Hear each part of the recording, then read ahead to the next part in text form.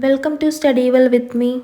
ഇന്നത്തെ വീഡിയോ നമ്മൾ ചെയ്യുന്നത് ഒരു Q&A ഡിസ്കഷനാണ്. ഇന്ന് ഡിസ്കഷൻ ചെയ്യുന്നത് രബീന്ദ്രനാഥ് ടാഗോർ എഴുതിയ ആസ്ട്രോണമർ എന്ന പോയത്തിൻ്റെ ക്വസ്റ്റ്യൻ ആൻസേഴ്സ് ആണ്. അപ്പോൾ നമുക്ക് വീഡിയോ നോക്കാം. First question, what do you think of the child's question in the first stanza? Have you ever felt the same വേ? ആദ്യത്തെ സ്റ്റാൻസയിലെ കുട്ടിയുടെ ചോദ്യത്തിനെക്കുറിച്ച് നിങ്ങൾ എന്ത് കരുതുന്നു? നിങ്ങൾക്ക് എപ്പോഴെങ്കിലും ഇതുപോലെ തോന്നിയിട്ടുണ്ടോ? Answer, I think the child's question is very innocent and imaginative. കുട്ടിയുടെ ചോദ്യം വളരെ നിഷ്കളങ്കവും, അതായത് ഇന്നസെൻറ്റും ഭാവനാസമ്പന്നവുമാണെന്ന് ഞാൻ കരുതുന്നു. It shows how a child sees the world poetically, thinking the moon is physically close and can be caught like a fruit in a tree. ചന്ദ്രൻ തൻ്റെ അടുത്താണെന്നും ഒരു മരത്തിലെ പഴം നമ്മൾ എങ്ങനെയാണ് പറിക്കുന്നത് അതുപോലെ അതിനെ പിടിക്കാമെന്നും കരുതി കുട്ടി ലോകത്തെ കാവ്യാത്മകമായിട്ടാണ് കാണുന്നത്. ഇനി നമുക്ക് അങ്ങനെ തോന്നിയിട്ടുണ്ടോ എന്നുള്ള കാര്യമാണ് പറയുന്നത്.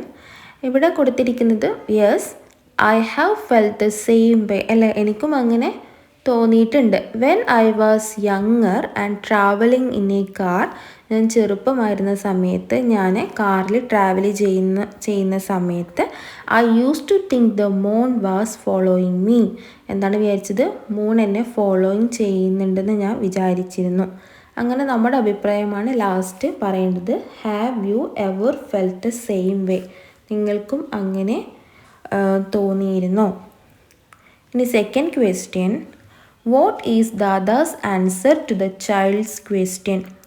കുട്ടിയുടെ ചോദ്യത്തിന് ദാദയുടെ മറുപടി എന്തായിരുന്നു? അവൻ്റെ ചേട്ടൻ്റെ മറുപടി എന്തായിരുന്നു എന്നാണ് ചോദിച്ചേക്കുന്നത്. Answer, Dada's answer is based on scientific facts. ശാസ്ത്രീയ വസ്തുതകളെ, അതായത് സയൻറ്റിഫിക് ഫാക്ട്സുകളെ അടിസ്ഥാനമാക്കിയുള്ളതായിരുന്നു ദാദയുടെ ഉത്തരം. എന്താണ് ദാദ പറഞ്ഞത്?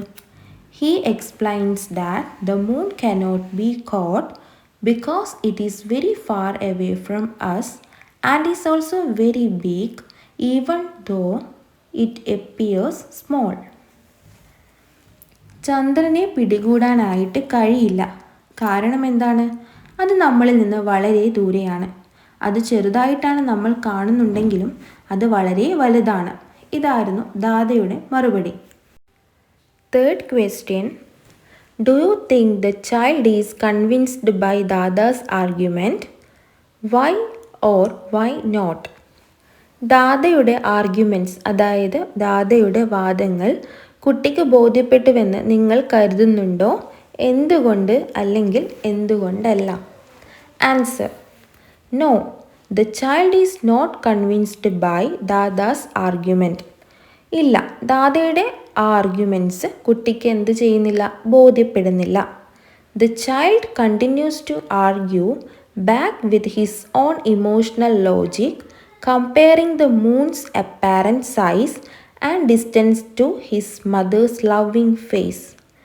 This shows the child sees the world from a different, more imaginative perceptive.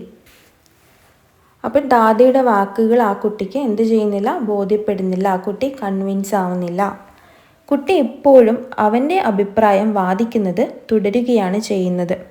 ചന്ദ്രൻ്റെ വലിപ്പവും ദൂരവും അവൻ അമ്മയുടെ സ്നേഹവുമായി താരതമ്യം ചെയ്യുന്നു. ഇത് കുട്ടി ലോകത്തെ വ്യത്യസ്തവും കൂടുതൽ ഇമാജിനേറ്റീവായി കാണുന്നുവെന്നും കാണിക്കുന്നു. Fourth question, how does the poem capture the innocence and imagination of childhood? Quote specific line from the poem to support your answer. കുട്ടിക്കാലത്തിൻ്റെ നിഷ്കളങ്കതയും ഭാവനയും ഈ കവിത എങ്ങനെയാണ് ഒപ്പിയെടുക്കുന്നത്? നിങ്ങളുടെ ഉത്തരത്തെ പിന്തുണയ്ക്കാൻ കവിതയിൽ നിന്ന് വരികൾ എഴുതുക. Answer, the poem captures the innocence and imagination of childhood by showing the contrast between a child's poetic view and an adult's scientific view. The child connects the world to feelings and love. കുട്ടിയുടെ ഇമാജിനേറ്റീവായ വീക്ഷണവും മുതിർന്ന ആളുകളുടെ scientific ആയിട്ടുള്ള, അതായത് ശാസ്ത്രീയ വീക്ഷണവും തമ്മിലുള്ള വ്യത്യാസം കാണിച്ചുകൊണ്ട് കുട്ടിക്കാലത്തിൻ്റെ നിഷ്കളങ്കതയും ഭാവനയും കവി പകർത്തുന്നു. കുട്ടി ലോകത്തിനെ കണക്റ്റ് ചെയ്യുന്നത് സ്നേഹവും ഫീലിങ്സും കൊണ്ടാണ്. അതായത് ലവും ഫീലിങ്സ് എന്ന വികാരവും കൊണ്ടാണ്. ലൈൻ ഫോർ ഇമാജിനേഷനെ സപ്പോർട്ട് ചെയ്യുന്ന ലൈനാണ് വായിക്കുന്നത്. When in the evening the round full moon gets entangled among the branches, couldn't somebody catch it? This shows the child imagines the moon is a small object trapped nearby. ഇനി line four ഇന്നസെൻസിനെ support ചെയ്ത line ഏതാണെന്നാണ് ചോദിച്ചേക്കുന്നത്. അതേതാണ് line? When mother bends her face down to kiss us, does her face look very big? This shows the child's innocent logic, where emotional closeness is more important than physical size. Next question. What does the conversation between the child and Dada reveal about their relationship?